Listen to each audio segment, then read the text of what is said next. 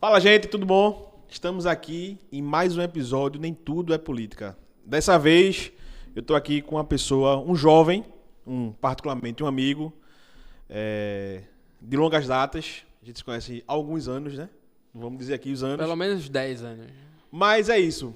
Estamos aqui em mais um episódio Nem Tudo é Política. E aí vocês não estão aqui para me ouvir falar. Vocês estão aqui para ouvir falar. E vou chamar ele aqui já para se apresentar. Bem-vindo ao nosso estúdio, Ryan Vasconcelos. Eu agradeço muito, mandar aqui um abraço para todo mundo que está nos acompanhando, que está nos assistindo. Eu agradeço, primeiro assim, agradecer o convite. Sei que essa mesa aqui vem muita gente de muito prestígio. Me sinto também muito honrado de estar fazendo parte dessa nossa conversa aqui. Vamos embora. Antes de tudo, a gente abre esse espaço aqui para que os convidados falem um pouco, né, de quem é a pessoa. Geralmente quem vem aqui são políticos, advogados, empresários, como você, mas além do político, além dos empresários, dos cantores, já tivemos aqui uma cantora, a gente gosta de saber quem é a pessoa mesmo, o CPF. Então, quem é o CPF Ryan Vasconcelos? Veja, a primeira coisa é o seguinte, você falou algumas classes que eu não me coloco, que eu não sou. Então, eu não sou político, então que bom que a gente já está aqui, foi convidado. Eu não sou advogado, mas eu tenho a alegria de ser empreendedor. Comecei essa jornada ali por volta de 2020, ainda no auge da pandemia. Mas o engraçado é que eu nunca me vi empreendendo. Eu sempre me vi muito mais ligado ali à gestão pública, que participei, tenho muita alegria de ter participado. Mas quem é o Ryan CPF? O Ryan CPF é um cara entusiasmado, que gosta do trabalho, pai de João Lucas, que tem 2 anos, pai de Luiz Felipe, com 5 meses, já, domingo agora, 6 meses, torcedor do Santa Cruz, esposo de Carol, mas, acima de tudo, um entusiasta do trabalho bem feito, do resultado e de transformar a vida das pessoas. Perfeito. Você falou aí que não era advogado, não era político, obviamente também não deve ser cantor. Cantor também não. Mas você você é um empresário hoje. Qual é o seu ramo, para que as pessoas entendam e conheçam um pouco? Em 2020, primeiro é educação, é o segmento que hoje tenho atuação profissional. Comecei em 2020, Caio, na pandemia. A história eu sempre conto da mesma forma, porque ela é dessa forma. Tava tudo fechado, e eu sempre tive uma ligação muito grande com a educação. Sempre achei, porque aconteceu comigo, que a educação tem a possibilidade e é a ferramenta mais potente de transformar a vida das pessoas. E quando a gente às vezes escuta isso, não, a educação transforma a vida das pessoas, parece que é uma frase meio clichê, mas ela é verdade. A educação tem o poder de abrir oportunidades, tem a chance de fazer com que pessoas que não tenham um bom salário passem a ganhar um bom salário. Tem a chance também de ampliar os horizontes de atuação dessas pessoas. Por isso que a educação transforma. E aí eu sempre tive uma ligação muito grande com a educação. E quando foi 2020, na pandemia, que estava tudo fechado, eu olhei, os jornais davam conta, os jornais, a televisão, os podcasts, tudo dava conta que os jovens queriam largar o ensino médio, não mais fazer a prova do Enem, não mais ingressar no ensino superior. E a gente vive uma fase, acho que não sei se é mundial, mas no Brasil, de descrédito do ensino superior, ou seja, de desvalorização, na verdade, do ensino superior. Onde as pessoas dizem, não preciso de ensino superior, faculdade eu vou abandonar, não é importante. E eu discordo muito. Eu acredito que ensino superior, faculdade, graduação, ela só não é importante para quem tem muita oportunidade. Para quem não tem oportunidade, ela é fundamental para a transformação da vida daquela pessoa, dela, da família dela, da comunidade que ela vive. Porque os estudos já comprovam pesquisas já comprovam que quanto maior o nível de ensino de uma pessoa, melhores são os empregos e maiores são os salários. Então eu não posso dizer para uma pessoa que mora na periferia, que não tem tantas oportunidades, que ela não vá para o ensino superior. Pelo contrário, eu tenho que incentivar esse caminho. E como eu disse, os jornais davam conta desse cenário. E eu sempre conto que a gente não poderia ficar de braços cruzados, olhando o tempo passar e não fazer nada. Era preciso agir de alguma forma. E a nossa ação foi, vamos unir professores do Recife, que são amigos nossos, para que eles possam, pelo menos todos os sábados, dar uma aula ao vivo, gratuita, no YouTube, para que essas pessoas possam se preparar para o vestibular. E eu, fazendo uma análise, hoje é até fácil você ter esse sentimento. Naquele primeiro momento, você está muito no flow ali das coisas, né? No embalo das coisas. E quando você analisa o passado, você diz assim, eu acho que tudo isso nasceu para dar certo. A nossa primeira aula foi 1º de agosto de 2020. Naquele dia, nós tivemos uma matéria na TV Globo aqui de Pernambuco. Isso fez com que a gente ganhasse uma notoriedade muito bacana no estado. Mas 20 dias depois, essa mesma matéria ela foi reexibida no Jornal Nacional. Isso fez com que a gente ampliasse muito o nosso alcance. Para você ter uma ideia, no nosso primeiro ano, que na verdade não foi o primeiro ano, foram os nossos primeiros 6 meses, nós tivemos ao todo 84 mil pessoas inscritas no Acelere, de todas as regiões do estado de Pernambuco. Pernambuco tem 184 municípios, mais Fernando de Noronha. E nós tínhamos alunos em todos os municípios de Pernambuco. Ou seja, a nossa mensagem chegou a muita gente.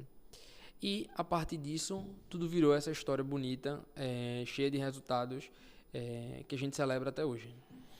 Perfeito. Você falou aí de alguns dados, né, dos jovens. Tivemos aqui, mês passado, o Raul Henri, né, foi vice-governador, ex-deputado federal aqui de Pernambuco. E ele praticamente deu uma aula aqui sobre educação. Inclusive trouxe alguns dados que eu vou trazer para agora. Ele disse que 20% dos jovens, apenas 20% dos jovens, né, vão para a universidade.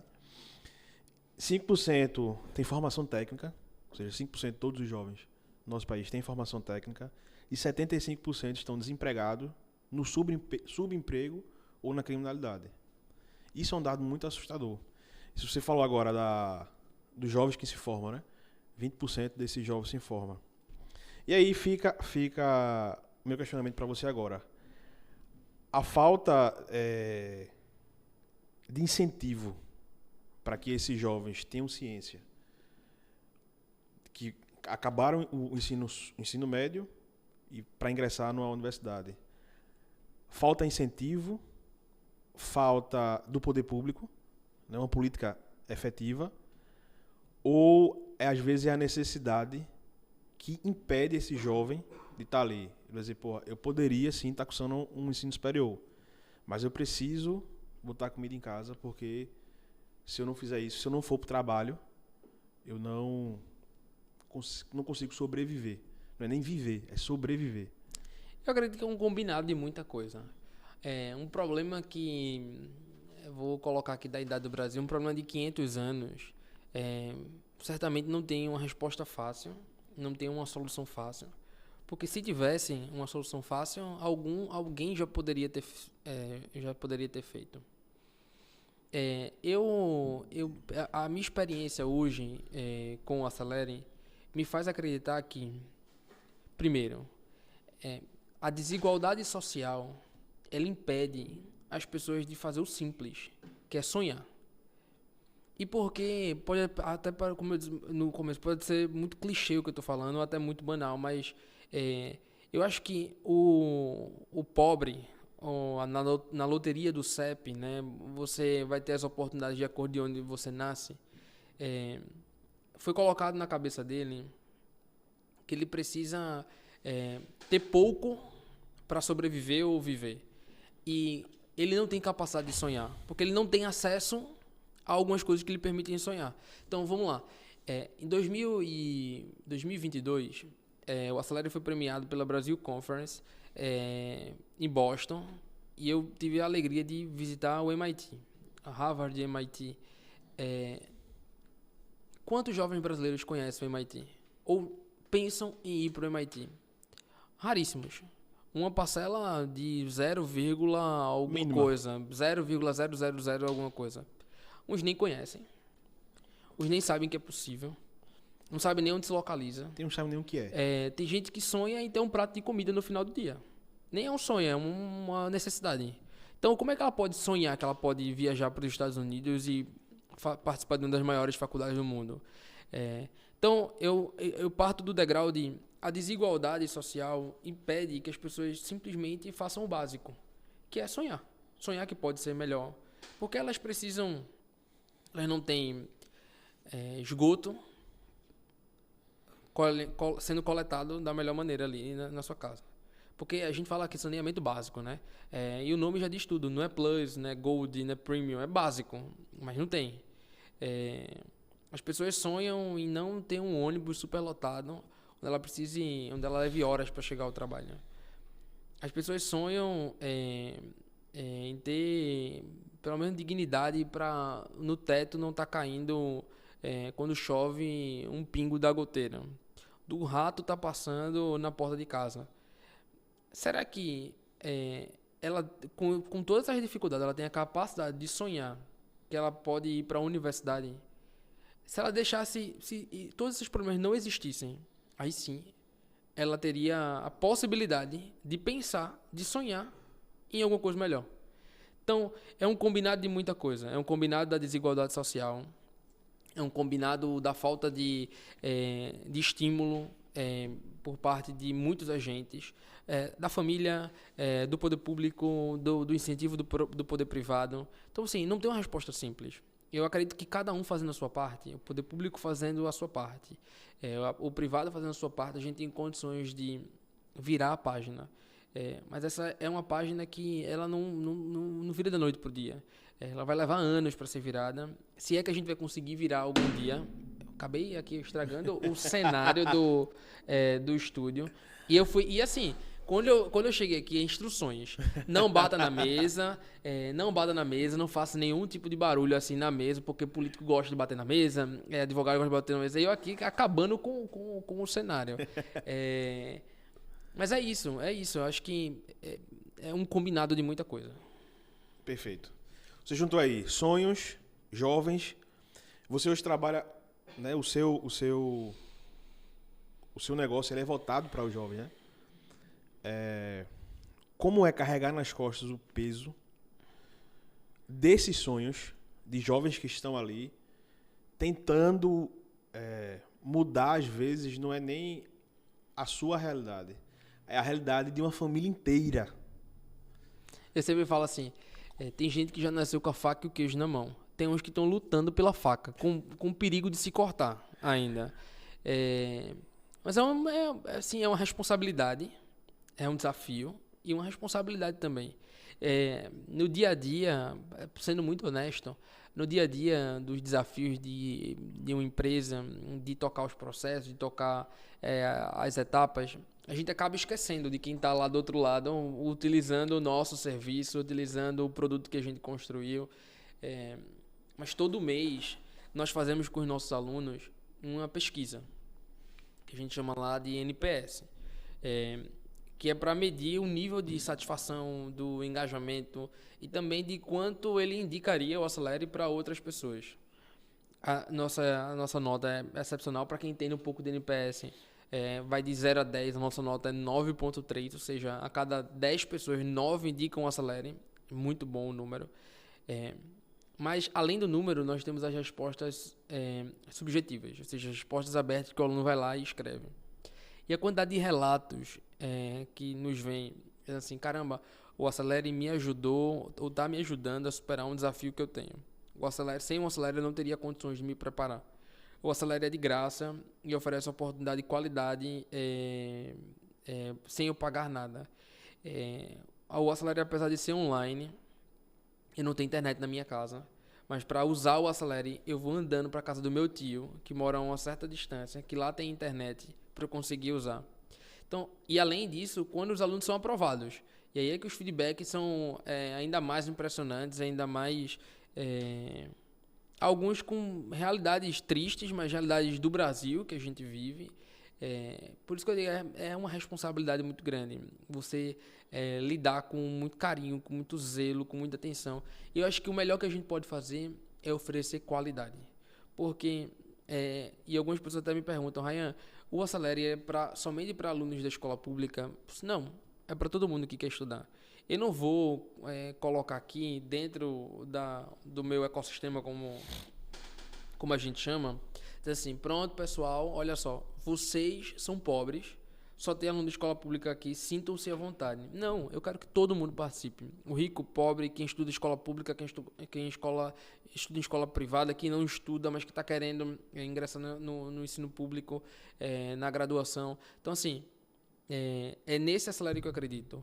E essa responsabilidade que nós temos para com essas pessoas que buscam esse sonho de ingressar no superior é oferecer oportunidade de qualidade. Porque se acostumou-se que, para as pessoas que não têm tanto poder aquisitivo, ofereça algo ruim ou meia boca que elas vão se contentar. Pelo contrário, eu quero que essas pessoas usufruam da melhor oportunidade que elas podem ter. Perfeito. E aí você falou um pouco como é que funciona o Acelere hoje. E aí eu vou pedir mesmo para que você se aprofunde. Vamos lá, eu hoje quero ter essa aula. O que é que eu preciso fazer? Onde eu assisto? Se é local fixo, se é sempre online, se é uma vez por mês, se é uma vez por semana. Como é que funciona o operacional hoje para que o aluno queira estudar via Acelere? A primeira coisa é o seguinte, tem muita gente, a gente conversou, eu falei, mas não cheguei a dizer assim explicitamente o que é o Acelere, né? O Acelere é o maior cursinho gratuito do Brasil voltado ao vestibular. No ano de 2024, nós atingimos a marca de 2 milhões de participantes efetivamente conectados à nossa solução. E quando eu falo efetivamente, é porque nós sabemos o nome, o CPF, a cidade, o estado de cada uma dessas pessoas. Não são pessoas que cruzaram lá nas redes sociais, não, são pessoas que se inscreveram de fato. E lá esse aluno ele tem acesso a absolutamente todas as ferramentas que ele precisa para se preparar com qualidade. Aula ao vivo, todos os dias, monitorias interativas, que são espaços onde ele pode abrir a câmera, abrir o microfone e tirar dúvida diretamente com o professor. Plataforma gamificada, simulado, exercício, material didático, material que são utilizados na aula, acompanhamento pedagógico, enfim. Tudo que o aluno precisa para se preparar e o melhor de tudo, de graça. Não tem um asterisco, não tem letra miúda, que depois de 7 dias ele vai pagar. Não, é realmente tudo inteiramente gratuito. E como eu disse, essas aulas elas acontecem todos os dias. De segunda a sexta-feira nós temos 2 aulas ao vivo, uma às 18 horas e uma às 19h30. Agora, para quem quiser participar do Acelere, nós professores estão de recesso, é o momento das férias ali, as aulas só voltam no dia 20. Todo dia tem monitoria, às 2h30 da tarde, e a plataforma, além das aulas ao vivo, tem aula gravada também. Então, se uma pessoa quiser se preparar, acesse o site acelerenoenem.com.br, faz a sua inscrição, preenche o formulário e a partir disso pode desbravar tudo que a gente oferece. Todos os serviços 100% gratuito? Tudo 100% gratuito e com a premissa, sempre vai ser. Perfeito. E aí você até perguntou também, até complementando minha resposta. Acontece uma vez por mês? Agora nós estamos, desde 2023, na verdade, nós estamos com nossos eventos presenciais. O nosso evento presencial, ele é um misto de preparação, mas também de engajamento mesmo. Nós fomos alunos de ensino médio, a gente sabe que quando chega essa etapa de Enem, de vestibular, as pessoas ficam cansadas, as pessoas para cursos onde a nota é cada vez mais alta, as pessoas ficam esgotadas mentalmente. Então os nossos eventos eles servem para animar as pessoas, engajar as pessoas, estabelecer uma conexão do Acelere com esse aluno. E aí, desde 2023, nós fazemos o nosso festival presencial, que acontece uma vez por ano. Nosso primeiro ano foram 4.000 pessoas que participaram desse festival. No segundo ano, no caso aí 2024, 18.000 pessoas participaram do nosso festival presencial que aconteceu no Ginásio Geraldão. E esse ano, a nossa expectativa é que cerca de 20.000 pessoas participem desse nosso evento presencial que vai acontecer no mês de outubro. Certo. Se inscreve e tem direito... Enquanto tiver vaga. Enquanto houver vaga, enquanto houver Acelere. Primeiro é tudo gratuito e a nossa preparação segue até novembro, que é quando acontece o vestibular. Perfeito. Quando estiver perto, tu avisa que a gente também ajuda a divulgar. Vamos lá. Chegar a cada vez mais pessoas. Quem quiser se inscrever já pode começar a se inscrever e participar já do tá evento. aberto essa... Tá aberto. As inscrições para o Acelera, elas seguem abertas até o final Não, do ano desse- online. desse- E do evento. Desse evento já Do tá evento aberto. o evento a gente vai abrir as inscrições agora, no mês de setembro, que é antes ali um pouquinho do evento. Aí é o dia todo, o final de semana, São 2 dias de evento, de 8 da manhã às 17 horas. só aula. Não. Acima de tudo, show. Show, diversão, entretenimento e, lógico, conhecimento. Perfeito. Você é um Até porque é o seguinte, né, Caio? A aula o dia todo não dá. Nem a gente aguentaria se Sério. estivéssemos lá. Então a gente bota todo mundo para se divertir, dançar, curtir brega, que esses meninos gostam de brega. Então a gente faz a festa. Até porque, né? Outubro. Então, assim, se o cara não aprendeu de janeiro a outubro, É. não é em um dia que ele vai aprender o que ele não aprendeu durante Tem o gente ano. que acredita que aprende, mas eu sou do time que se o cara não aprendeu o ano todinho, não é Amigo. agora, nenhum dia que ele vai aprender. Pois é, fica tranquilo que próximo ano tu tenta. É. Começa agora e a gente vai tentando. Mas bem, a gente sabe hoje que os jovens, eles... tem muitos jovens que são chamados jovens neném. Nem estudam e nem trabalham. E muitos desses jovens, às vezes, eles vão para os subempregos porque não tem oportunidade. E acaba que é uma cadeia, né? Ele termina o ensino médio, não se profissionaliza, como você disse no início. E aí, por não se profissionalizar, acaba que o emprego, as portas já não se abrem, porque não é fácil abrir porta para os jovens. E vira uma cadeia. Ele não se profissionaliza, e aí não estuda, né? E às vezes acaba indo para o famoso subemprego, né? Que hoje é as famosas plataformas de entrega de comida, né? Abrange hoje, a maioria deles são nessas. Como a gente consegue ver uma solução para que o jovem ele tenha incentivo, né? Falamos aqui do ensino, mas aí para ter um incentivo para que ele venha empreender. Será que a gente precisa de uma política pública? Será que a gente precisa de educação na escola que ensine o jovem a empreender?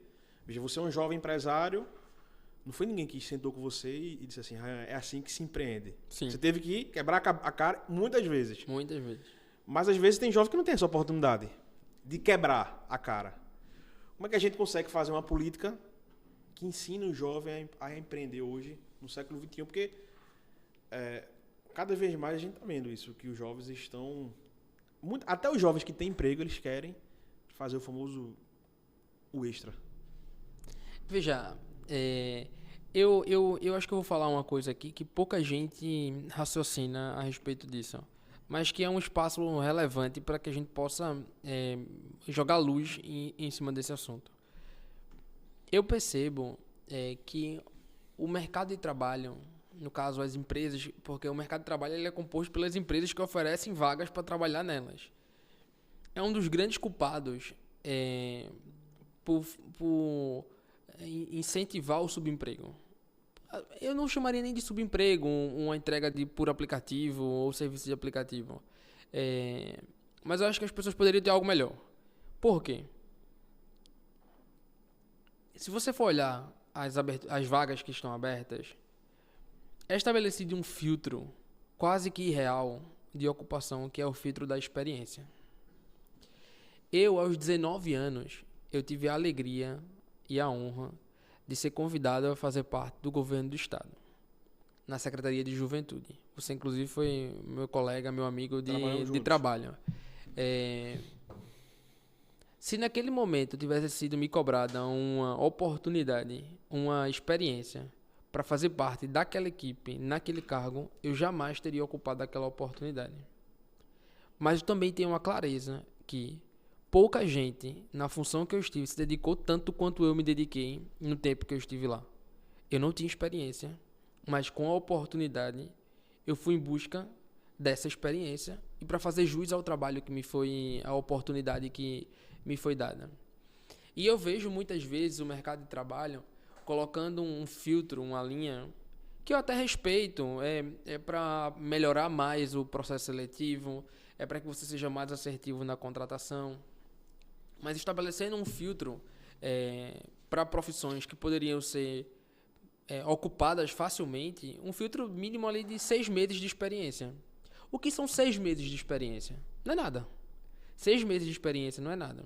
E às vezes o mercado de trabalho deixa de aproveitar grandes talentos de pessoas dedicadas, esforçadas, inteligentes, porque ela simplesmente não tem 6 meses de experiência naquela área. E aí o que acontece? Como ela não tem 6 meses de experiência, ela não pode ocupar aquela determinada vaga, ela não tem uma escolaridade compatível com outros tipos de trabalho, ela precisa sobreviver. A conta chega em casa. A alimentação precisa, a feira do mês precisa ser feita. O que ela vai fazer?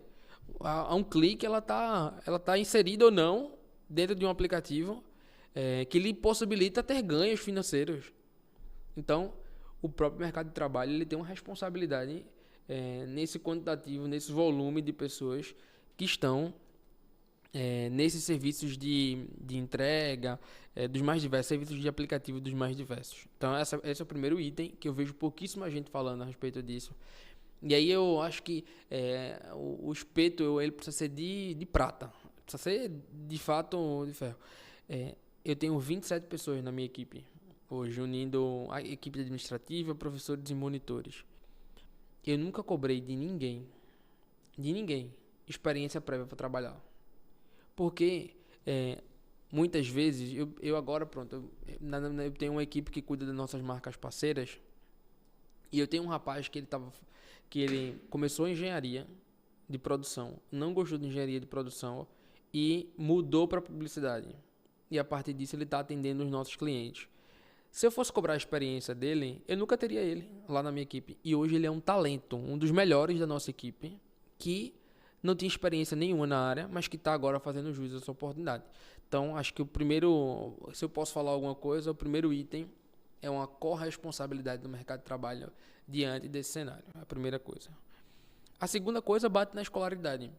E eu acho que, como eu disse, tem um misto de muita coisa, de deficiência do poder público, de falta de uma entrada maior do poder privado. E também acho que tem um pouco do jovem. Tem a desigualdade social e acho que tem um pouco do jovem também. E somos jovens e fomos ainda mais nessa idade que eles estão, 16, 17, 18 anos. A gente coloca menos peso na idade do que deveria ter. Porque somos jovens e a gente acredita que vai ser jovem para sempre. Então, muitas vezes a oportunidade ela passa na sua frente e você, por ser jovem, acredita que ela vai passar 2, 3, 4, 5 vezes. E às vezes não passa. Ou por vezes, por ser jovem, a gente acredita que determinados conteúdos ou determinados momentos não são importantes porque a gente vai ter depois. E aí deixa de aproveitar. Mas quando o ensino médio acaba, você vai ser jogado numa praça pública, basicamente, junto com todo mundo, que se não houver um diferencial claro de quem é você e do que você faz e quais são suas habilidades, que você vai cair também nos chamados subempregos. E quais são esses diferenciais claros? Ninguém está cobrando para uma pessoa que acabou o ensino médio uma supergraduação, porque nem teve, nem a pessoa às vezes nem entrou ainda. Mas habilidades que poderiam ter sido construídas ao longo do ensino médio, que por vezes a falta de oportunidade, que por vezes a falta de incentivo, mas que por vezes, havendo a oportunidade, a pessoa, por ser jovem, acredita que ela pode aproveitar em outro momento. Mas a vida passa, ninguém tem 16, 17, 18 anos para sempre. E o cavalo selado, por vezes, só passa uma vez. Sobretudo para quem não tem a oportunidade. Pois é. Uma vez eu estava conversando com um amigo exatamente sobre isso. De jovens que não têm a oportunidade, às vezes, só tem uma na vida. E aí ele me fez uma pergunta.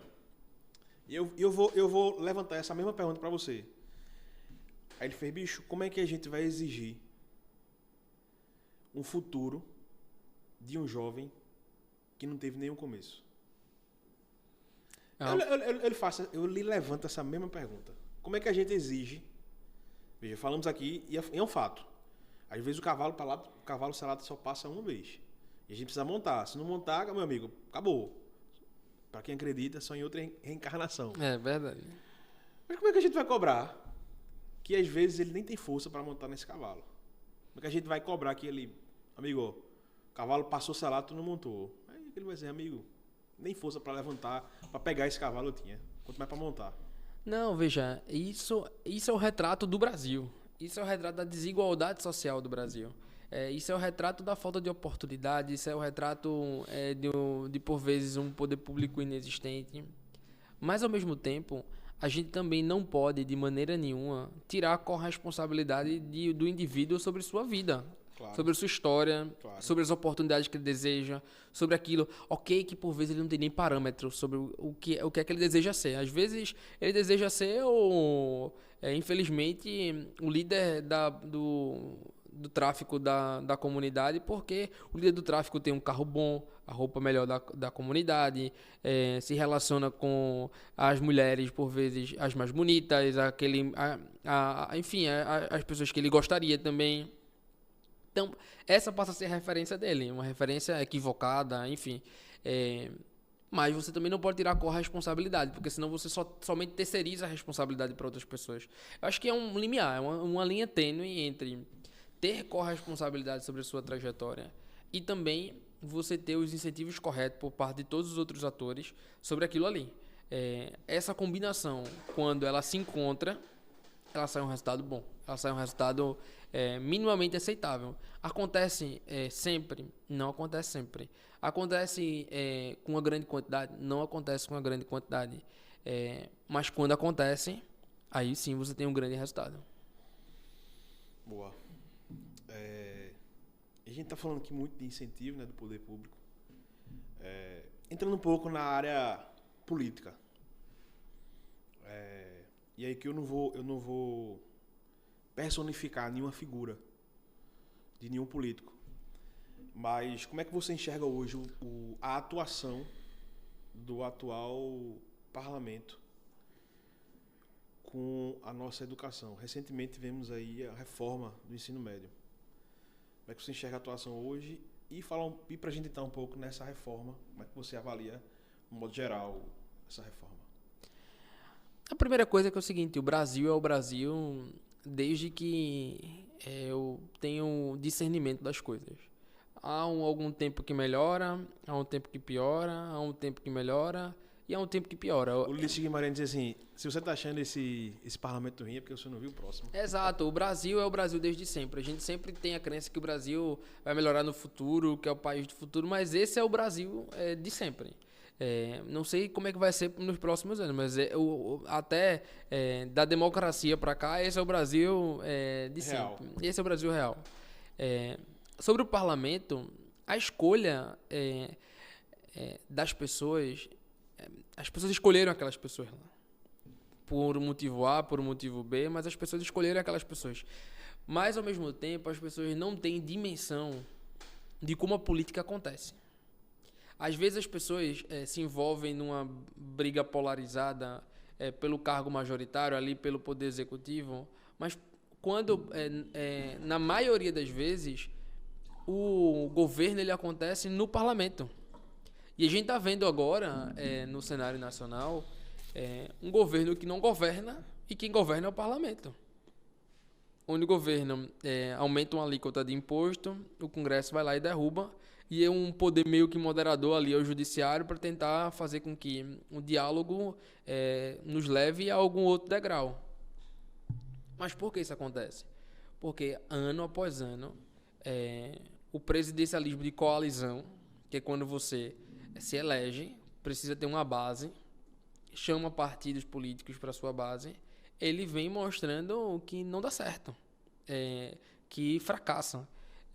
Porque você precisa fazer concessões, às vezes até concessões que não deveria, para ter o mínimo de governabilidade possível. E o governo que hoje está, e aí eu não estou fazendo juízo de valor, estou analisando o fato aqui. Sim. O governo que hoje está não consegue simplesmente governar. No IOF, na agenda do IOF, levou uma surra para quem entende um pouco de política, levou uma surra de 300 votos a 90 votos. Ou seja, não é só um parlamento contra o governo, é uma agenda que também não cabe no momento que o país está. E aí, quando a gente olha para a pauta de educação, especificamente, que foi o motivo da sua pergunta, eu acredito que sim, que o ensino médio precisa ser reformado. E precisaria e precisa de constante aperfeiçoamento. Os jovens que se formavam no passado não são jovens de hoje. A realidade da educação do passado não é a realidade da educação de hoje.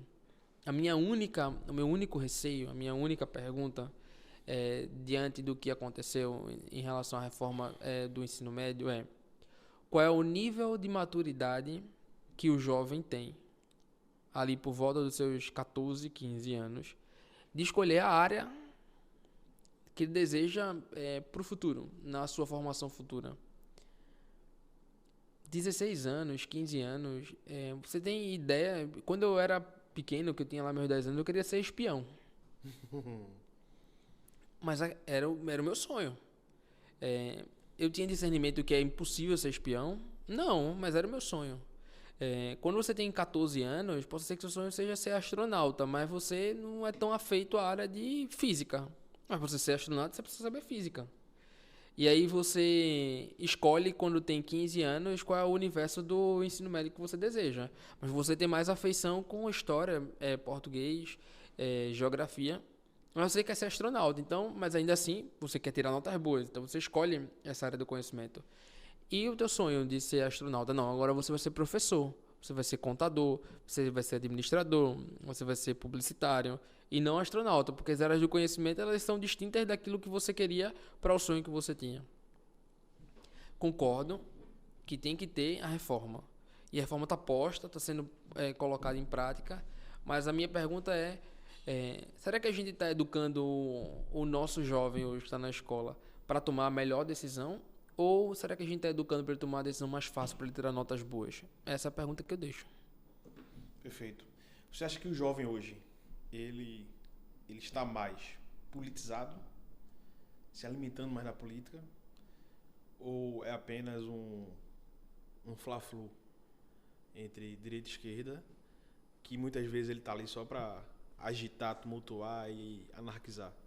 Não acho. Eu acho que cada vez mais está informado.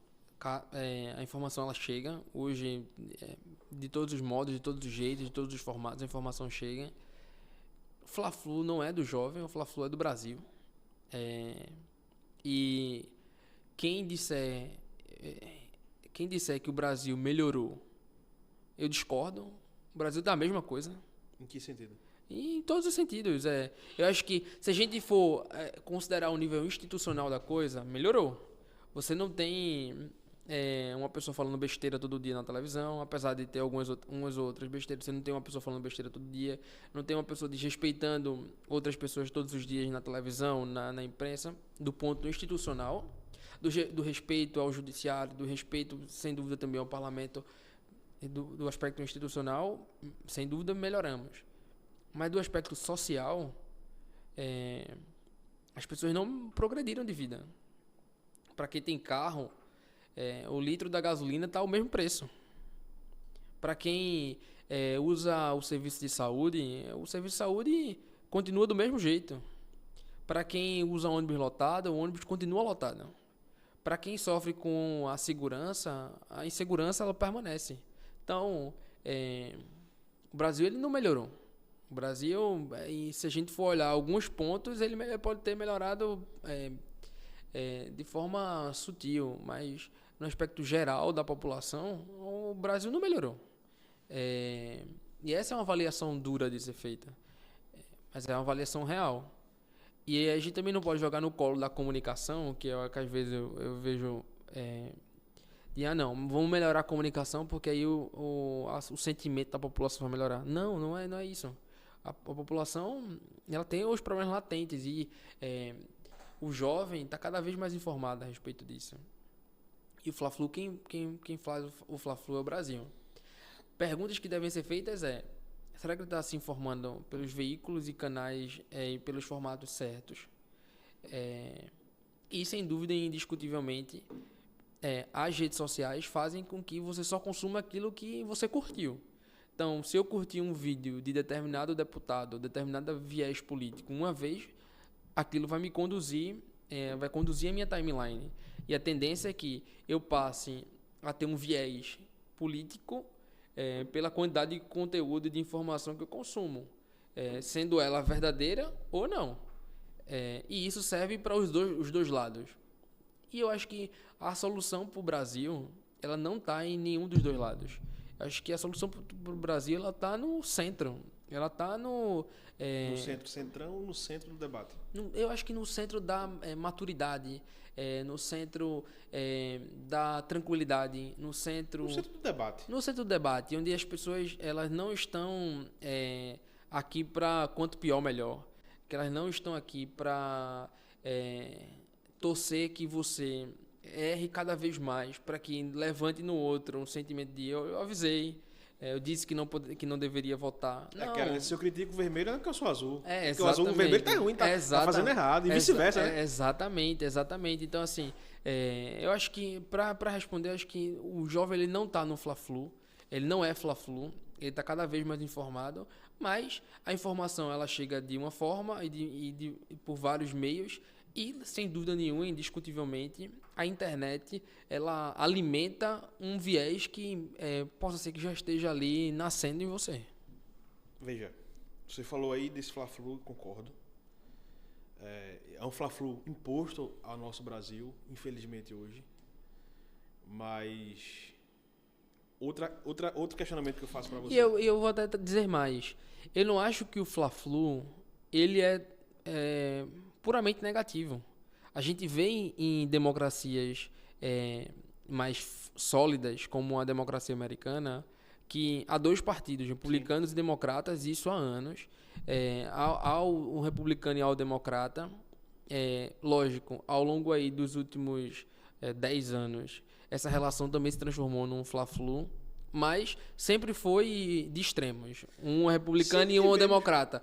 Só que, ao mesmo tempo, eu acho que os agentes políticos, eles transformaram esse Fla-Flu não só num jogo de torcida, mas num jogo odiento, onde eu não consigo sentar na mesa de outra pessoa, com outra pessoa que discorda de mim, porque eu simplesmente não consigo respeitar a decisão dela de votar em alguém ou de ser de uma ideologia diferente ou de ter pautas diferentes daquelas que eu tenho. Então a gente perdeu a capacidade de discordar do outro e partir literalmente para agressão verbal, física, emocional, enfim, de todos os aspectos, simplesmente porque eu não concordo com outra pessoa.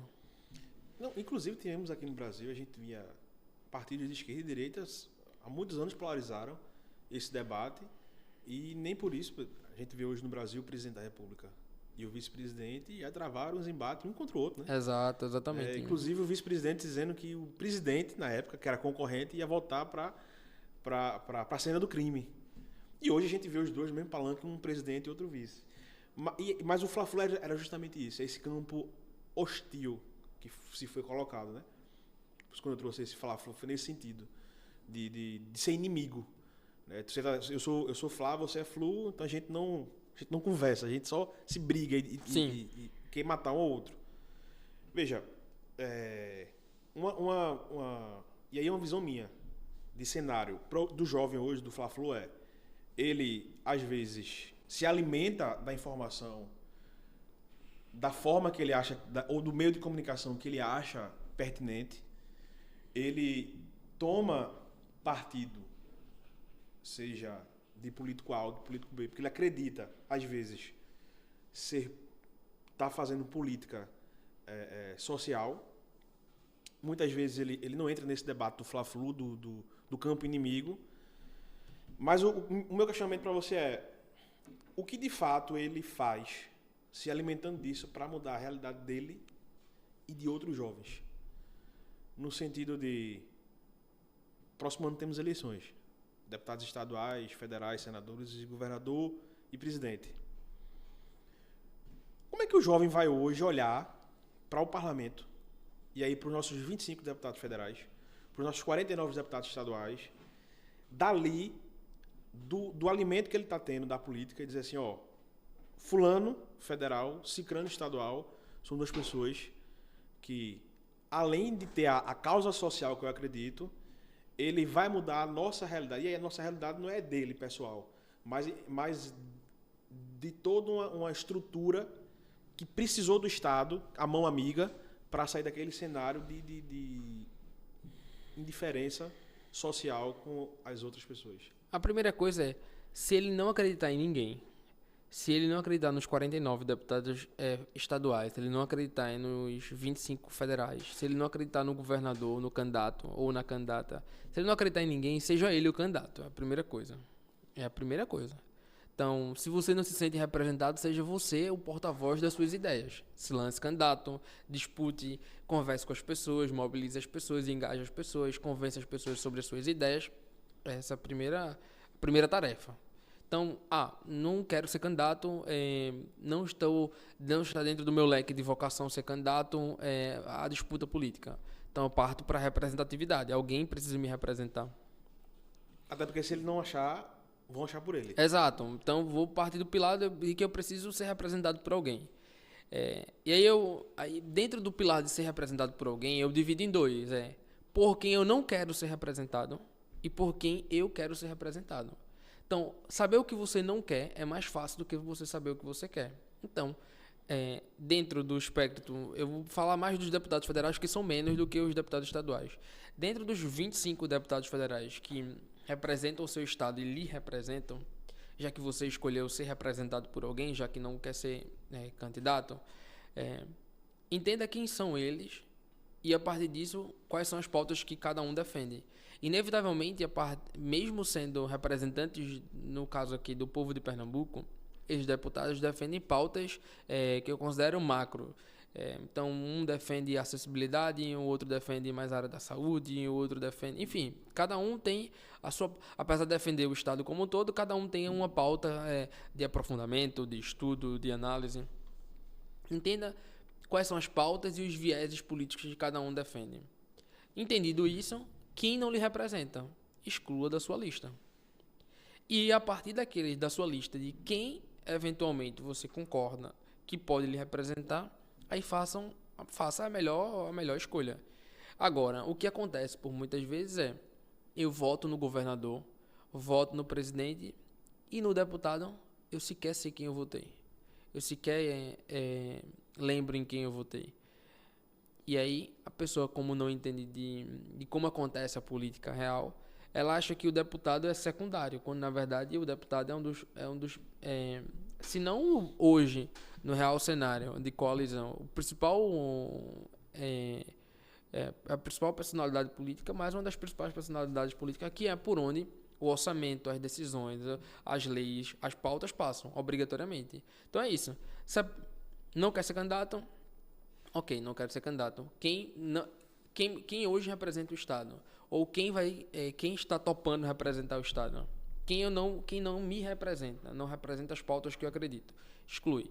E a partir daqueles que eventualmente lhe representa, escolha dentre as opções que existem aquela que você acredita que seja melhor. Perfeito. É uma saída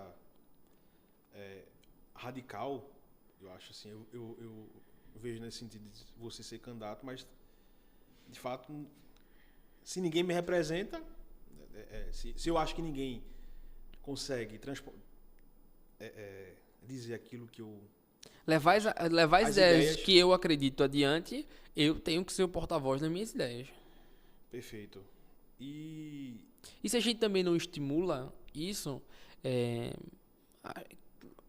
candidatos vão existir. E você vai ter que escolher entre os candidatos que existem. Então, e ao mesmo tempo não há uma renovação. E eu acho que também é perigoso falar de renovação. Renovação não é somente idade. Renovação também é prática. Não adianta de nada você ser jovem na idade e ter as práticas mais arcaicas do mundo. Isso não é renovação. Isso é uma maquiagem da renovação. A renovação ela pode ser feita por uma pessoa que tem 50 anos, mas práticas completamente antagônicas do que a gente eventualmente enxerga na política. Então a renovação ela precisa ser real, que possa ser pela idade também, mas que possa ser acima de tudo pela prática. Boa. A gente costuma dizer, inclusive nosso podcast ele surgiu nisso, porque tem muito jovem que faz assim, eu não gosto da política pelo jogo, sabe? Porque eu não tenho vocação, por vários fatores. E aí a gente quando surgiu, foi basicamente isso. É trazer para as pessoas a consciência de que a política ela está inserida em praticamente tudo ou em tudo das nossas vidas. Ou seja, veja, estamos aqui falando de um projeto transformador, que é a educação, e que tudo isso a gente está aqui também debatendo a política. Porque a política está inserida nisso. Como é que a gente fala para esse jovem, aquele jovem mesmo, de 14, 15 anos, porque de um lado a gente tem esse, mas de um outro lado a gente tem políticos incentivando cada vez mais que as pessoas se afastem da política.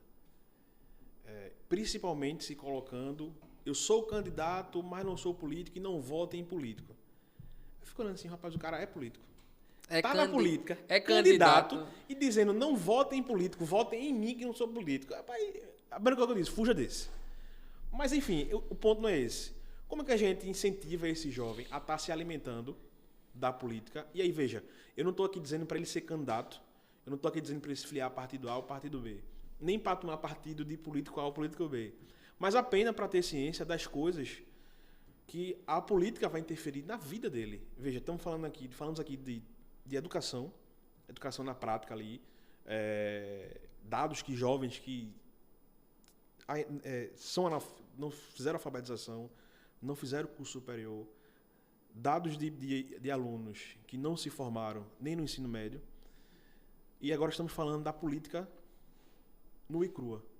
Mas para o jovem ter esse discernimento de se alimentar um pouco da política, até mesmo na hora de achar essa representatividade. Se ele acha que não consegue ser essa voz que vai se representar, mas pelo menos para que ele olhe e diga assim, tudo bem, eu não quero me representar, mas eu vou ver em pessoa A que ele tem capacidade de me representar, ser a minha voz. Já com 14 anos, é muito difícil você ir para o lado teórico, racional, imaginário da coisa da política. Porque tem gente que tem 50 e não entendeu ainda. Então, eu não tenho como pedir para uma pessoa que tem 14 anos entender. Mas, com 16, ela já pode votar. Ou seja, daqui a 2 anos, ela já poderia votar. E votar é um ato importante. As pessoas, por vezes, acreditam que votar é um compromisso do domingo de 2 em 2 anos, porque senão eu vou ser multado ou vai dar ruim em algumas coisas da minha vida. Não, votar é um ato importante. Mas como eu incentivaria essas pessoas? Eu incentivaria ela entendendo dos problemas que rondam ela. Será que ela chega bem à escola? Será que a escola oferece todas as oportunidades, no caso aí de uma pública, que ela precisa? Será que os serviços básicos da comunidade que ela vive estão funcionando? Se sim, que ótimo. Quem está fazendo? Por que está fazendo? Quais são as pautas dessa pessoa? E aí eu, eventualmente, dou uma chance a mais para essa pessoa, voto nessa pessoa. Se não estão funcionando...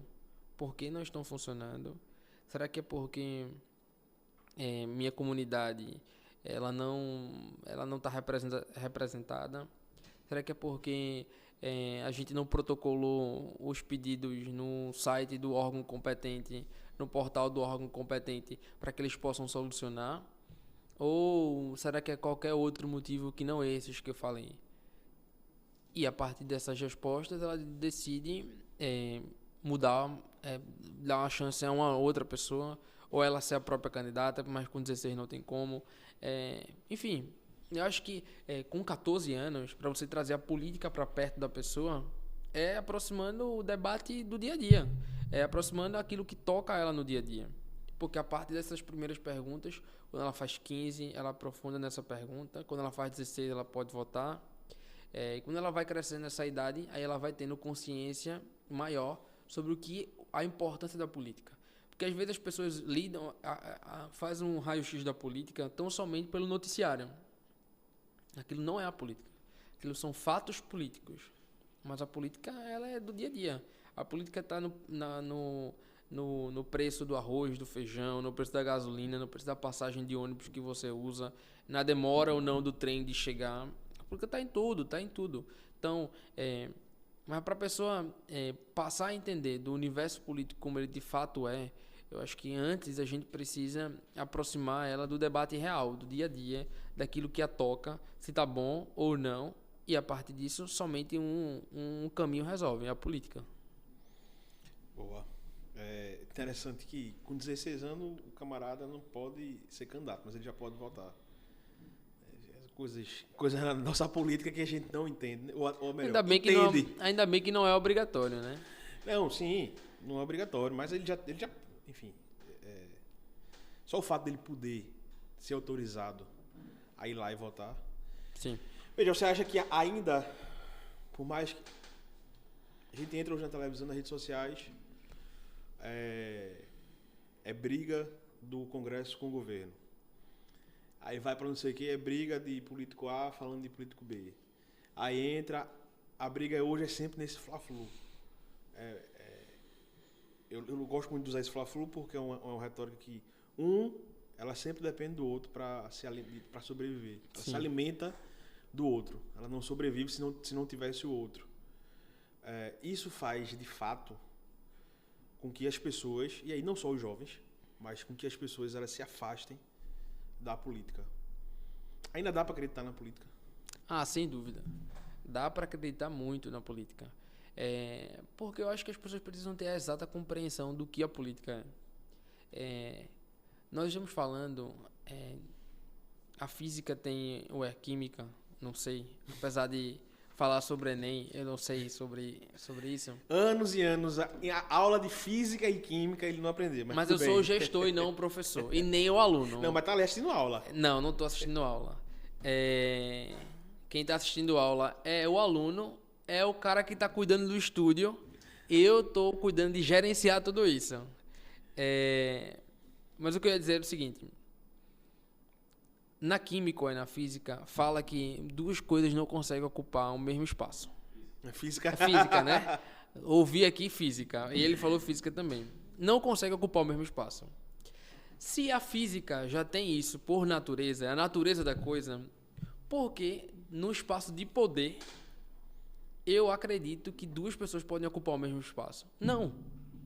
Só tem 25 vagas para deputado federal, 49 para deputado estadual, 25 de Pernambuco, né, logicamente. Sim. Uma vaga para governador ou governadora, uma vaga para prefeito ou para prefeita, e uma vaga para vice de cada um, uma vaga para, alternando as eleições, 2 vagas para o Senado ou uma vaga para o Senado. E as câmaras municipais, cada município com suas vagas certinhas. Né? Exato.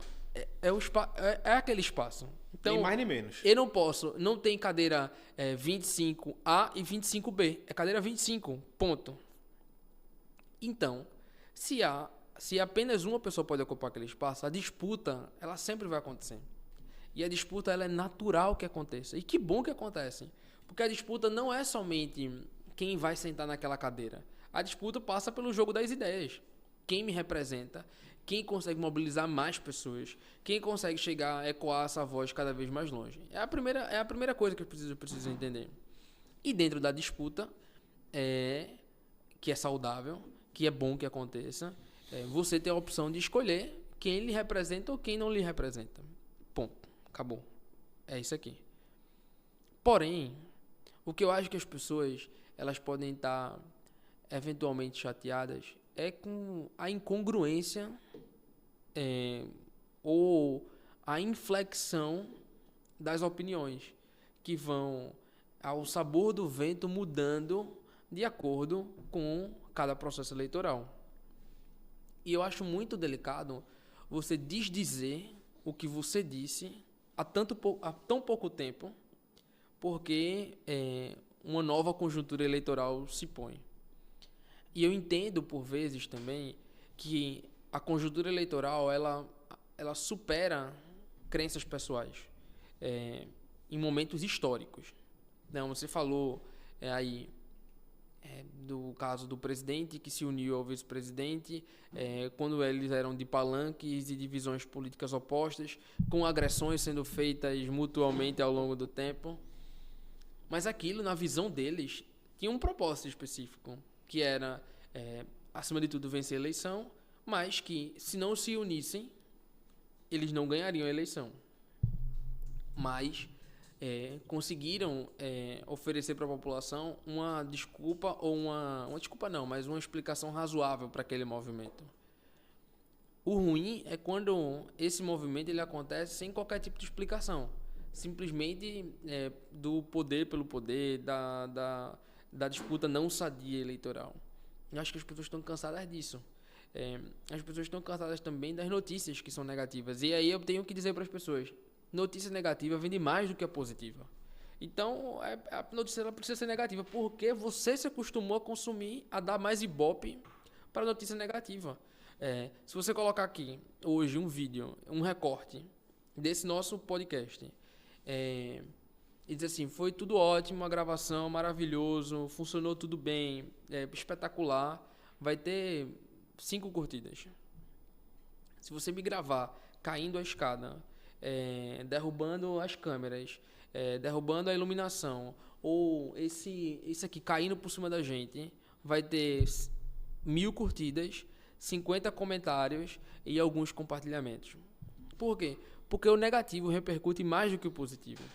Então, se esse é algo cultural e as empresas elas precisam pagar suas contas, e no caso de uma empresa de publicidade, de mídia, de audiência, ela entende que a população se comporta dessa forma, por que ela vai compartilhar o que é somente positivo? Se você diria: que chato, que jornal chato, só está compartilhando coisa boa, eu quero ver o que acontece no dia a dia, as notícias negativas. Então, eu não posso culpar o veículo de comunicação se ele só traz notícia negativa, porque eu induzo ele com o meu comportamento a fazer isso. Então as pessoas estão cansadas das notícias negativas, de que quando elas aparecem, ilustram a política como se só aquilo fosse. Mas a política está no dia a dia. E a gente não pode... Eu acho que, inclusive, Caio, ficou um pouco mais no passado essa visão de que a gente não está elegendo político, está elegendo gestor. Acho que as experiências não foram positivas e a população também foi mudando. E eu entendo também quando as pessoas votam no gestor e não no político, que elas estão cansadas da conveniência, do discurso que muda ocasionalmente por conta de uma equação eleitoral. Mas acredito sim que a política tem jeito, e o jeito para a política dar certo passa essencialmente pelas pessoas. Passa essencialmente pela decisão das pessoas de quererem fazer algo diferente. Eu já participei pessoalmente no passado de eleição.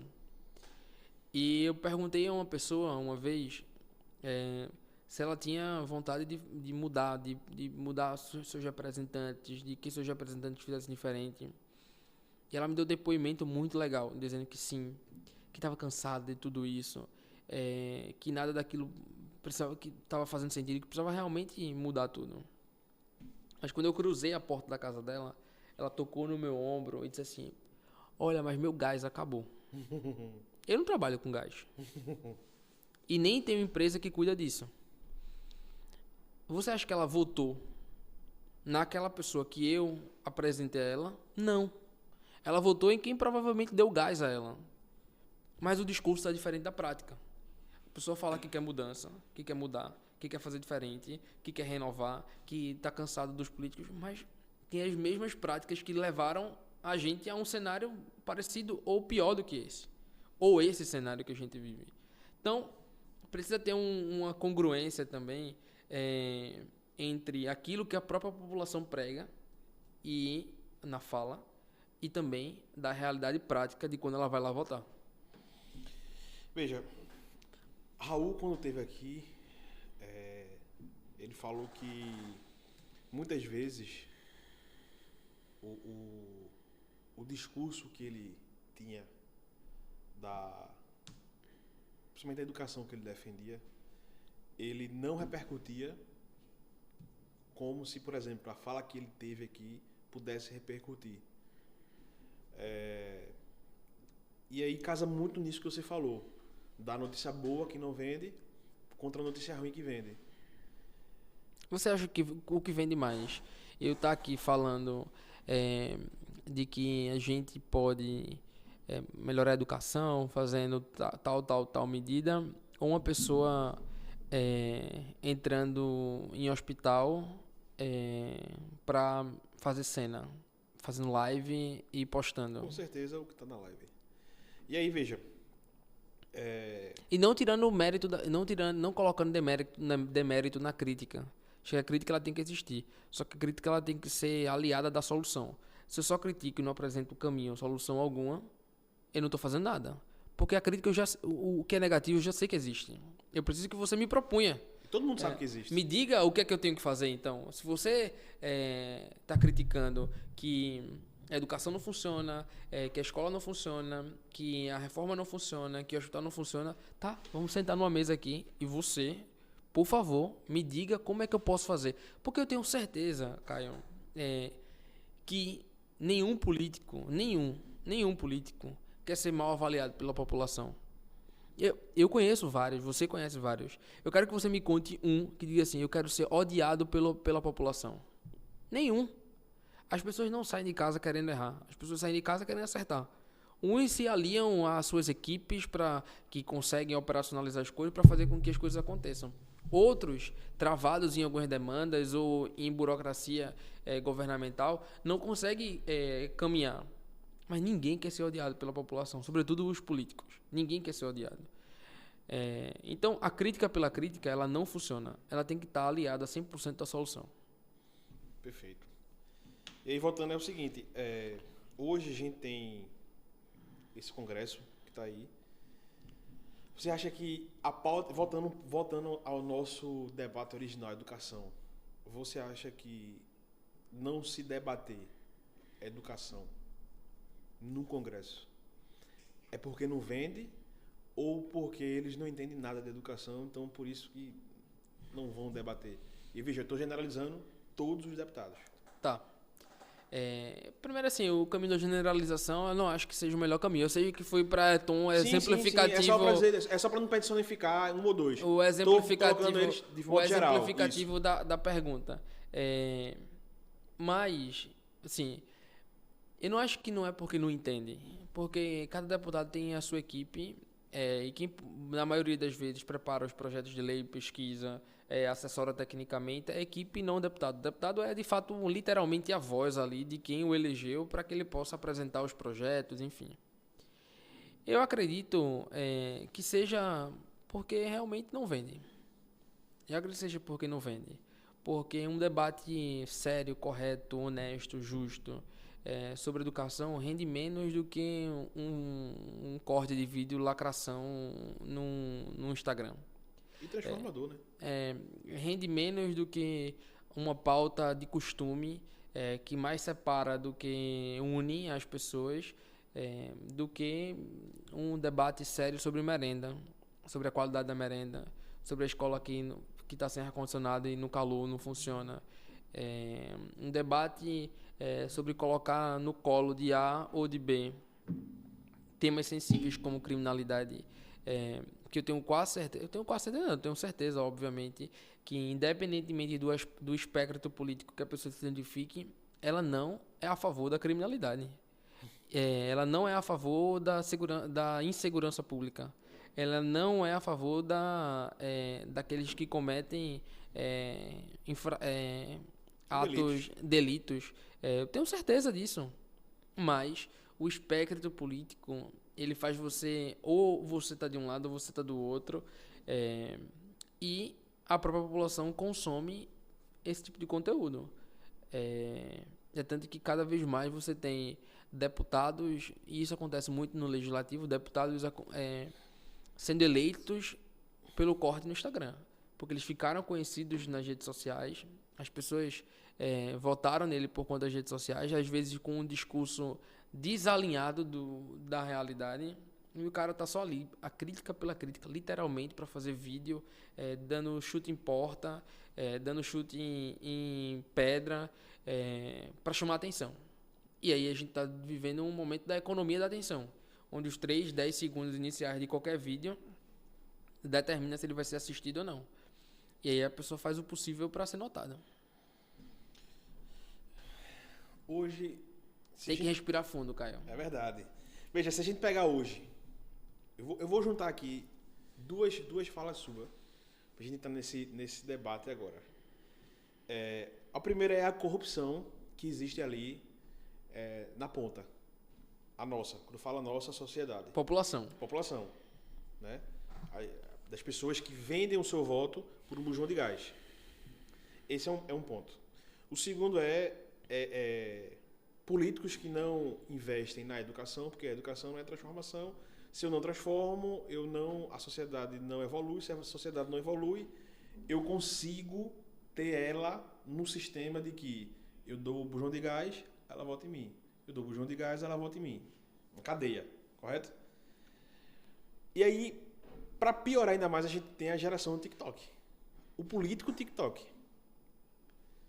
Como é que a gente consegue extrair algo positivo entre o político que não quer dar solução para que a sociedade tenha o conhecimento e, ao mesmo tempo, ela entendeu que aqui, nas redes sociais, eu não preciso fazer política pública transformadora, seja na educação, seja na saúde pública, mas eu consigo chegar àquela pessoa para ter a atenção dela e aí possivelmente ganhar o voto dela.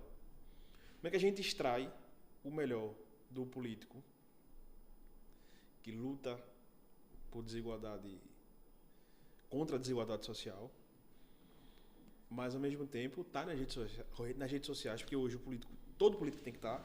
Obrigatoriamente tem que estar nas redes sociais. Político nas redes sociais é como empresa nas redes sociais, no mundo digital. Precisa estar. Precisa estar. E aí a gente está nesse dilema. É bem verdade que a pessoa vende o voto por um bujão de gás, porque o sistema colocou ele naquele lugar, e aí também tem um demérito dessa pessoa, obviamente. Não estou isentando aqui de culpa alguma. Mas a gente tem também o político TikTok, que viu a oportunidade de estar nas redes sociais e apenas dar o discurso de 10 segundos para prender a atenção e aí possivelmente ganhar o voto. Como é que a gente extrai o máximo para separar o joio do trigo do político bom e o político ruim? Se assim a gente pode dizer. Veja, essa é uma peneira difícil, porque nós temos uma aproximação com a classe política, mas quantos daqueles que votam conhecem aquela pessoa, aquele político que você votou de perto, aqui, olho no olho, teve a oportunidade de sentar numa mesa e conversar? São poucos. A pessoa ela é muito mais convencida sobre o que ela ouviu sobre aquela pessoa, sobre o que ela viu sobre aquela pessoa, ou sobre aquilo que alguém contou sobre aquela pessoa. Então, nós não temos como estabelecer uma peneira aqui onde eu vou, de fato, votar somente em quem é bom, na pessoa boa, porque eu não conheço a pessoa. De olhar no olho, sentar numa mesa e conversar. Eu falo nem uma pessoa boa, eu falo um político bom. Aí a gente parte... Bom ou ruim? Mas aí considerando que eu não consigo estabelecer uma peneira para julgar se aquela é uma boa pessoa ou não, eu vou pro pilar das ideias. Se aquela pessoa defende ideias que eu acredito, há uma primeira conexão. E aí eu vou investigar, analisar, entender mais a fundo quem é aquela pessoa. O conteúdo da internet, do TikTok, do Instagram, ele sempre vai acontecer. Porque se não acontecer, a gente não vai conhecer aquela pessoa. Então ele precisa acontecer. O algoritmo nos joga para essa equação. Ele precisa fazer para acontecer. Agora, você vai ter que analisar. É só vídeo lacração? Ou é vídeo que chama atenção e construtivo? É vídeo que expõe pessoas? Ou é um vídeo que eu entro na trend para informar algo relevante para a sociedade? É um vídeo onde eu só faço críticas, onde eu vou para, sei lá, para uma sessão, abro o microfone, falo, para gravar, depois eu me levanto, vou-me embora. O importante foi o vídeo que eu já fiz, desmoralizei a pessoa, sem a pessoa ter nada que desabone eventualmente a conduta dela, mas eu já fiz meu vídeo e fui embora. Ou aquela pessoa, caso ela seja de mandato, já fez propostas e projetos relevantes. Ou se é aquela pessoa que só propôs data para o calendário da cidade, ou aquela pessoa que fez de fato um projeto de lei que vai mudar a vida de outras pessoas. Então, a pessoa precisa fazer perguntas e tomar a partir dessas perguntas decisões que vão guiando ela para, assim, escolher o político bom ou o político que ela acredita que seja bom, que mais se aproxime das ideias que ela defende. Boa. Você, na área da educação, você tem uma pessoa referência, político ou não? Seja político, seja sociólogo, alguém que você olha e fala assim, olha, essa pessoa é uma pessoa que eu me inspiro por estar hoje na educação. Eu não vou dizer uma pessoa. Eu acredito que quem está no front da educação, que está ali todos os dias, que está ali, nesse caso, os professores, eu acho que eles merecem todas as nossas palmas, porque se a gente fala de um serviço público, enfrentam todo tipo de desafio para que o mínimo seja oferecido, que é uma aula de qualidade. Então, se eu hoje fosse bater palma aqui, parabenizar alguém, seriam os nossos professores do Brasil inteiro. Lógico, tem uns que merecem mais pelo trabalho em escala que conseguiu, por impactar mais pessoas. Tem outros que estão lá, numa comunidade da mais periférica possível, mas está lá indo todo dia cumprir seu dever de fazer uma vida, de fazer com que aquela pessoa tenha uma vida melhor no presente e no futuro. Você acha que no Brasil hoje o professor é realmente desvalorizado? Falta dizer, de forma generalizada. Essa é uma pergunta também que não tem resposta simples. Eu vou trazer a resposta que eu acredito que seja a minha verdade, tá? Eu vejo por muitas vezes os professores lutando por melhores salários. E eu estou 100% de acordo. Eu acredito que todas as profissões, sobretudo a dos professores, merecem e precisam de melhores salários cada vez mais. Mas, ao mesmo tempo, a minha outra pergunta, ou a minha outra afirmação é: quantos professores estão se preparando para receber mais? Quantos professores estão estudando para receber mais? Quantos professores estão estudando para generalizar menos a geração Z para receber mais? Se a gente for olhar somente pelo espectro, ou aspecto, na verdade, da remuneração, do salário. Se a gente for olhar para a questão de infraestrutura, aí a gente entra num debate muito mais amplo. Mas se a gente for olhar somente pelo aspecto da remuneração, tem todas essas perguntas.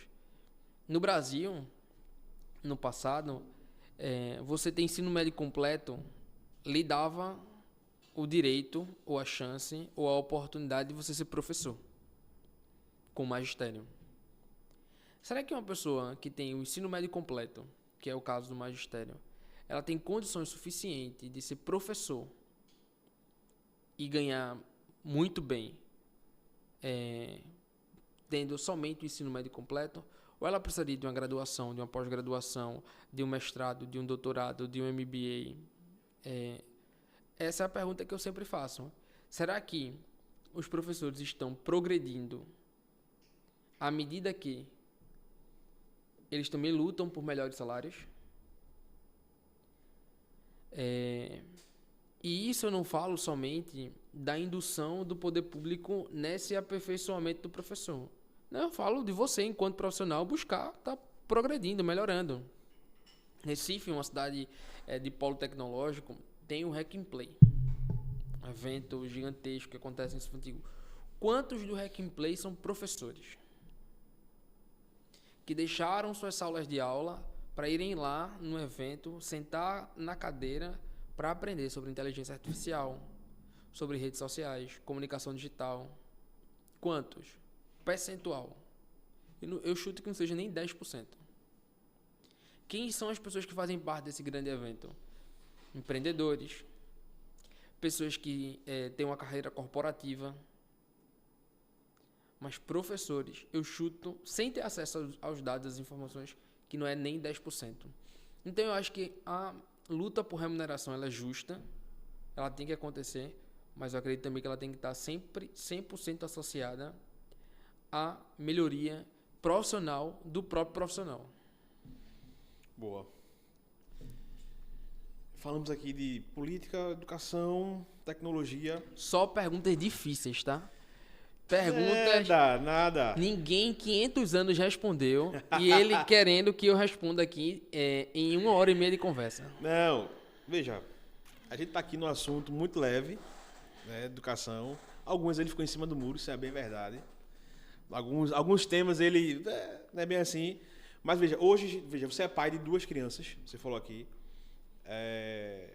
E é impossível, eu não vou dizer impossível, é muito difícil. E aí, obviamente, eu não sou pai, você vai ter propriedade de fala melhor do que eu. Mas eu vejo que é muito difícil criar uma criança hoje sem a tecnologia. Uns vão permitir mais, outros menos, mas vai ter uma hora que é inevitável. Inclusive, tem uns que proíbem até certo ponto. Chega naquele limite ali de idade, não tem como. A tecnologia faz parte da educação. Até porque a gente vive numa geração tecnológica. Então, são os nativos digitais, né? Os cronicamente online. Já nasceram online. Exatamente. Meu filho mesmo diz assim, pai, tira uma foto para postar. Ele tem 2 anos. Então, assim, até que ponto atrapalha, prejudica a formação profissional ou pessoal dessa pessoa, a tecnologia, e como você avalia o uso dessa tecnologia para o avanço de políticas votadas. E aí eu vou dizer para as crianças, porque é graduativa, né? Criança, tal, para chegar até hoje, ensinos superiores, enfim. O pró e o contra. No primeiro momento, eu era 100% contrário à proibição do celular na sala de aula. Isso você como pai ou como empresário? Eu como cidadão. Certo. Eu como cidadão. Eu sempre acreditei que era possível estabelecer uma linha de que nós podemos usar a tecnologia para nos ajudar na sala de aula. Então, o aluno ele já está com o celular. Então, eu vou extrair do aluno todas as possibilidades que eu tenho, porque ele já está com o celular. Isso é um Ryan de 4 anos atrás, 5 anos atrás. Antes de ser pai. Antes de ser pai. Não que ter sido pai interferiu na minha decisão, no que eu vou falar agora. Ao mesmo tempo, a gente viu uma geração que já nasceu online ter o acesso com muito mais velocidade e rapidez à internet, a apps de vídeos, a redes sociais como um todo. Quando isso aconteceu, o Brasil, ele não é educado tecnicamente e nem digitalmente. Primeiro que se abre um fosso maior na desigualdade, porque tem gente que tem crédito e 3G, 4G, 5G, celular da última geração. Que seja.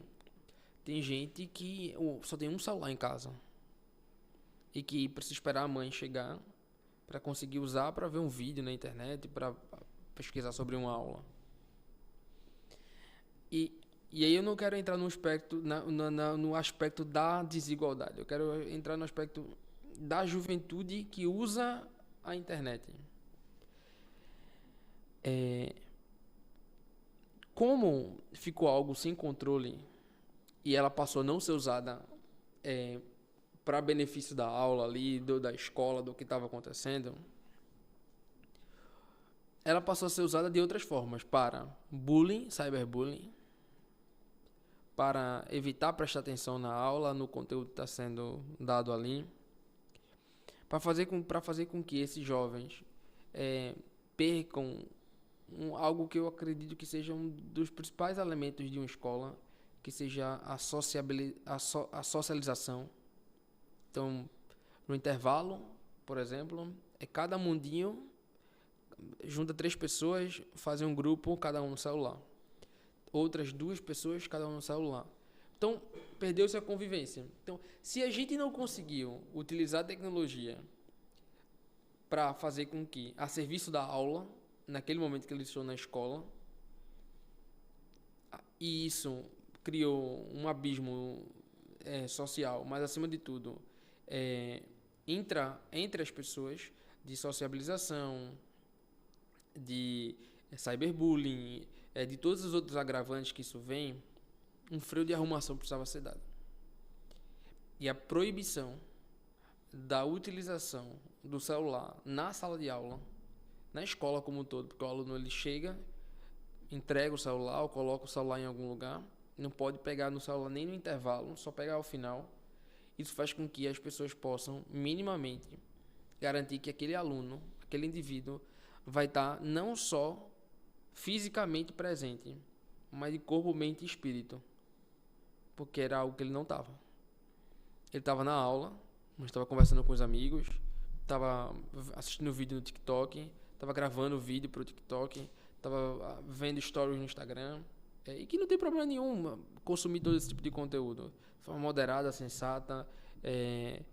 Sim, mas não no ambiente escolar, porque isso vai fazer com que os níveis de aprendizagem sejam menores, o nível de atenção seja menor, cause problemas relacionados à ansiedade, à depressão, se imaginando ou se hipotizando vidas que não existem, mas que a internet faz existir, onde as pessoas olham a vida de outras pessoas e consideram aquilo como uma verdade absoluta. Aquela vida daquela pessoa é muito boa e a minha é muito ruim porque ela está com o carro do ano e eu não tenho carro, mas às vezes aquele carro foi alugado, nem dela ou aquele carro ela pegou emprestado para tirar foto e você não sabe.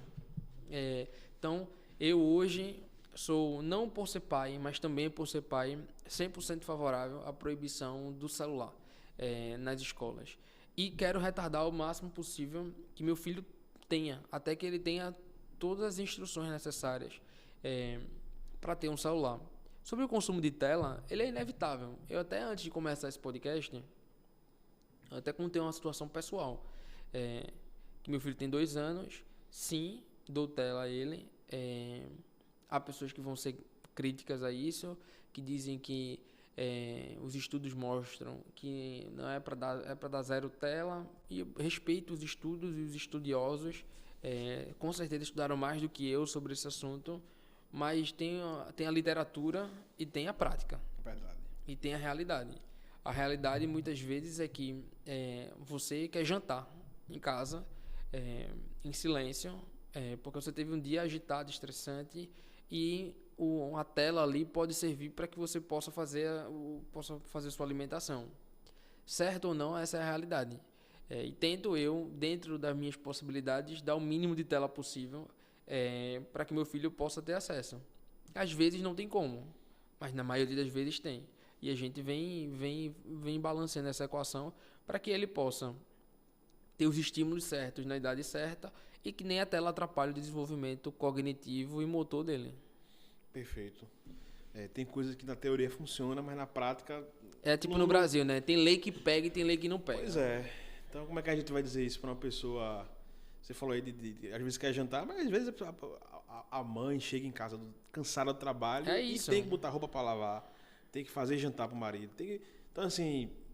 É isso. É inevitável. É a realidade. É a realidade. Ela não pode... não, porque os estudos mostram, não vou dar tela. O menino vai ficar chorando aqui, tudo bem, tudo certo, tranquilo. Pois é. Funciona. Mas enfim, a gente tá aqui, infelizmente já estamos chegando ao finalzinho aqui do nosso podcast.